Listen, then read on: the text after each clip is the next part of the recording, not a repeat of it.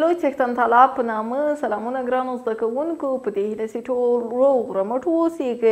ټاګور وایي شاعران د ارزښتونو او ښو انسانانو د سر پګړۍ دي.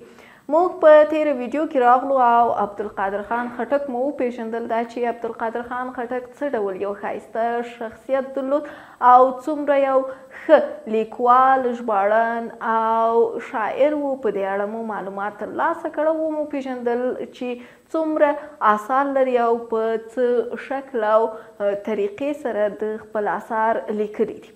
موږ په تیره ویډیو کې عبدالقادر خان خټک وپېژندل چې تاسې هم حتما دا ویډیو لیدلی ده او که چا ویډیو نه یې لیدلی نو کولی سي چې دا ویډیو وګوري تر څو عبدالقادر خان خټک وپېژني او خپلې پوښتنې په کومنټ کې مطرح کړي. نن غواړو په 14 لوست دودیزې لوبې په دې باندې خبرې وکړو چې دودیزې لوبې کومې لوبې دي. موږ دودیزو لوبو ته کومې څه ویلی سو او کومې لوبې دي او همداسې زموږ په هیواد کې په کومو سیمو کې دا ډېر زیات طرفدار یا هم ډېر زیات هغه مینوال لري. موږ که راسو وګورو په همدې یو یایمه پاڼه کې تاسو ته یو انځور دی چې دا په دې انځور کې کومه لوبه ترسره کیږي. آفرین، هر چا چې دا وویل نو په دې پوهیږو چې دی لوبې کوي. موږ او تاسې په دې برخه کې راځو دودیزې لوبې لولو، خو مخکې تر دې چې راسئ خپل درس ته دوام ورکوئ تاسې د ویډیو ډسکرپشن ته لاړ شئ او د کتاب PDF ځان ته ډاونلوډ کړئ تر څو وکولی شئ چې دغه لوست یو ځلې ولولئ او وروسته بیا تشریح ښه زده کړئ. ګرانو زده کوونکو، زموږ هیواد یا زموږ خلک یعنی هره ټولنه کې چې هر ولس کې چې هغه ټولنه کې چې خلک ژوند کوي دوی دودیزې لوبې لري، یعنی هر ولس خپلې دودیزې لوبې لري. زموږ افغانستان هم داسې یو هیواد دی چې له دې برخې څخه ډېر بډای دی او دی هم دودیزې لوبې لري. موږ که وګورو زموږ په جغرافیایي او تاریخي مخینې کې که وګورو موږ زیاتې داسې لوبې لرو چې یو ډېر اوږد تاریخ لري، لکه وزلوبه د هیواد په شمالي برخه کې ډېر زیات مینوال لري. دغه لوبې او سپورت دواړه د روغتیا لپاره یا هم زموږ د صحت لپاره ډیره زیاته ګټه لري. لوبې او سپورت د روغتیایي پلوه بدن او دماغ ته ډیره زیاته ګټه لري. کله چې موږ ستړي واوسو نو راسو وغواړو چې سپورت وکړو یا هم وغواړو چې ځان هوسا کړو نو راځو سپورت کوو او لوبې کوو. له هغه سببه موږ کولی سو بدن او دماغ چې شی کړو پیاوړي کړو او ستړیا یې له منځه یوسو. زموږ په هیواد کې په تاریخي برخه کې لرغوني تاریخ کې موږ ډېر زیات ارزښتونه لرو، یو لړ معیارونه لرو چې دغه ارزښتونه او معیارونه زموږ په هیواد کې نه یوازې داسې یوازې دغه لوبې د ساتیري لپاره وي، د تفریح لپاره وي، بلکې دغه د په جنګ او جګړو کې هم له دې لوبو څخه کار اخیستل کېږي. مثلا موږ به راسو دغه لوبې به وګورو او دغو لوبې کې به هغه لوبې چې په جګړو کې ورڅخه کار اخیستل کېږي په هغو لوبو به هم وپوهېږو. له دې جملې څخه هغه لوبې چې نن غواړو په دې لوست کې زده کړو هغه یو ځغلونه، تیږه اچول، خوسی کول یا خوسی، څانګې وهل یا نیزه اچول او خپله وزلوبه.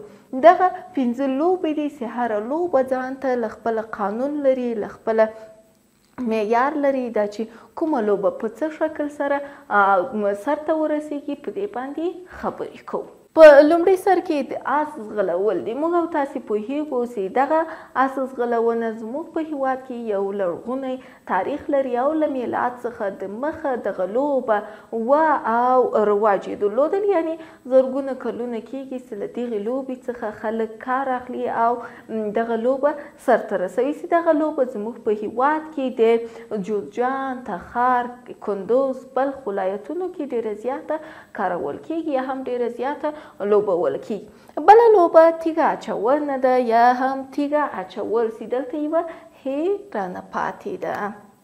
تیږه اچول څه ډول وي؟ دغه لوبه د افغانستان په ختیځي برخه کې یعنې په شرقي برخه کې سرته رسیږي چې په دې کې تقریبا د 15 تر 15 کلونو پورې ځوانان یا هم دغه هلکان او نارینه ګډون کوي چې دلته بیا 2 تنه ټاکل کیږي چې دوی دغه 2 تنه به همغه تیږه د دوی د وزن په برابر سره یا هم د وزن په تناسب یې دغه تیږه ټاکل کیږي او دوی به دغه تیږه اچوي. دغه لوبه په پسرلي کې زیاتره کارول کیږي یا هم زیاتره لوبه ول کیږي ځکه چې دوی دلته بیا کله چې دوی لوبه کوي مثلا یوه خطه ټاکي دوی په دې خطه باندې درېږي کله چې په دې خطه باندې ودرېدل دلته یوه بله خطه ځان ته په نښه کوي. دوی له دغې خطې نه یا له دغې کرښې نه همغه ډبره چې دوی ته ټاکل سوي د هغه ډبره اچوي. د هر چا چې له دې برخې نه اوچته لاړه یعنی دا اوچته لاړه همغه به چې ګټونکی او لوبه به یې ګټلې وي. بله لوبه یا هم درېیمه لوبه چې مو ده هغه خوسی ده. خوسی کول تاسې حتما خوسی پیژنئ چې څه ډول یوه لوبه ده. دغه لوبه چې ده ډېره یوه لرغونې لوبه ده د هېواد په ختیځو ولایتونو کې سرته رسیږي او د زیاتره وختونه د مازدیګر وخت باندې دغه لوبه کیږي یا لوبه سرته رسیږي چې 4 کسیزه او 5 کسیزه لوبه وي. دوی په خپل منځ کې یو میر یا مشر هم لري چې کله چې د دوی دغه میر یا مشر په میدان باندې وي او دوی دلته په همدې میدان کې یوه پارټي په نوم باندې یو څه انتخابوي یو ځای انتخابوي چې هلته دغه خوسی کوونکی باید هلته ځان ورسوي. دا لوبه په دې شکل سره ده چې په لاس باندې به د پښې ګوته داسې ټینګه نیسي او په اوږه به یو بل سره وهي چې خوسی کوي او دوی که هر یو ولوېد او یا هم هر یو زر همغه پیټۍ ته ځان ورسول هغه د لوبې ګټونکی کیږي. څانګې وهل یا نیزه وهل دا څه ډول لوبه ده؟ آیا تاسو یې پیژنئ که نه؟ وګورئ ګرانو زده کوونکو څانګې وهل یا هم نیزه وهل د اریایانو له جنګونو څخه هم دا کار اخیسته یعنی اریایانو په خپلو جنګونو کې له څانګې وهلو یا نیزه وهلو څخه کار اخیسته چې دوی به ډېرې په تیزۍ سره دغه برخه کاروله او کله چې دوی دغه نیزه درلوده د نیزې په سر کې به یوه وسپنه وه چې شی به وه وسپنه به وه چې دوی بیا دغه وسپنه به ډېره تیزه وه او د یوې برخې کې به ټاکل په یوې برخې کې به یو میږوی چې شی یو میږوی یا یو لرګی به یې راخیستل هلته به یې په ځمکه کې ښخول. کله چې به یې دا په ځمکه کې ښخ کړه نو دغه نیزه وهونکی یا څانګې وهونکی به په اس باندې سپور او خپله نیزه به یې ورسره وه. کله چې دغه نیزې باندې به دی اوچت ورته یعنی منډه به یې کوله نو د همدا د میږوي ته چې به نږدې وررسېده نیزه به یې په کاږه شکل باندې نیوله تر څو د نیزې په همغه تیزه نوکه باندې همغه میوه له خاورې څخه یا هم له ځمکې څخه راپورته کړي. هر چا چې دا کار وکړ نو هغه د همغې لوبې ګټونکی بلل کېده او هغه لوبه به یې وړله. په دې شکل سره چې د دوی په د لوبې لپاره به دغه ډولچیان هم و چې کله چې به لوبه ډېره تیزه سوله یعنی هغه څانګې وهونکی یا هم نیزه وهونکی چې به په اس باندې راغی سپور به راغی همغه ډول به یې تیزاوه. کله چې به د فکر کول چې دغه نیزه به کولی شي همغه لرګی راوباسي نو د دې ډول به تیزېده. په همغې سره د دوی لوبې ګټونکی او بایلونکی هم معلوم خو کله چې به دوی مثلا وپوهېدل چې نیزه وهونکی میږوی نسي راباسلی نو څه شی به یې کول هغه ډول به یې ارام ارامه ښکته کول او غږ به یې له منځه تللو نو په دې به پوهېده چې بریالی نس. او دغه لوبه چې ده په غزني او کټواز کې هم ډېر زیات مینوال لري. په جشنونو کې ده ورڅخه کار اخیستل کیږي.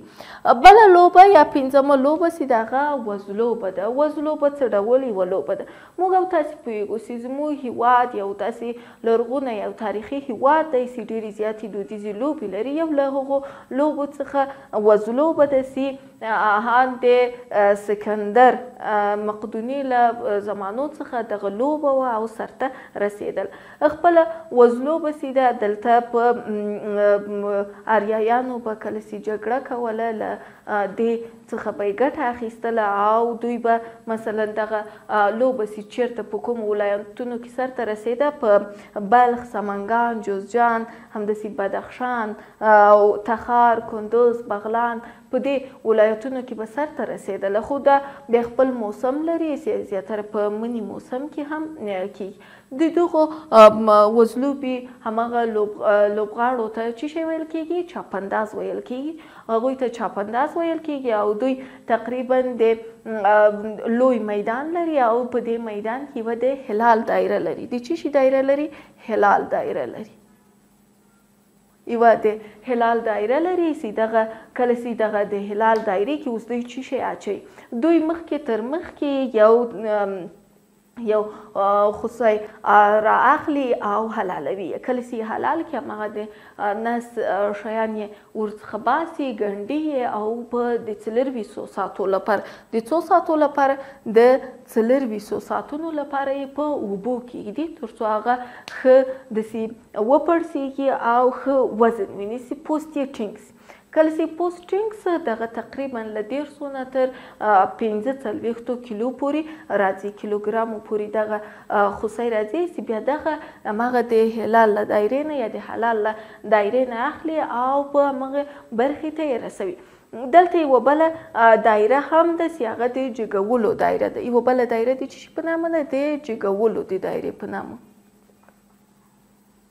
د جګولو دایره چې دغه د جګولو په دایره کې خوسکی اچوي یا خوسی اچوي او له دې نه به یې جګوي او راوړي به یې د حلال په دایره کې به دغه خوسکی اچوي چې بیا دا هر یوه او 2 نمرې لري. چې دوی کله چې دغه یوه 2 نمرې هر چا چې دغه کار ډېر سرته ورسوي، یعنې لوبغاړو له جګولو له دایرې څخه راواخیستل، هلال دایرې ته یې ورسول، هماغه هغومره څه لري، هماغومره نمرې اخلي او نمرې لاسته راوړي چې بیا هماغه د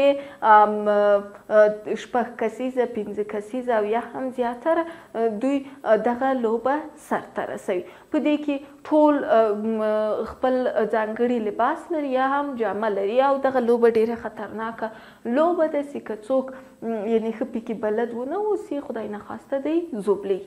نو که په ډوله کې راست موږ ووایو چې نن موږ او تاسې دودیزې لوبې ولوستلې. دودیزې لوبې کومې لوبې وې؟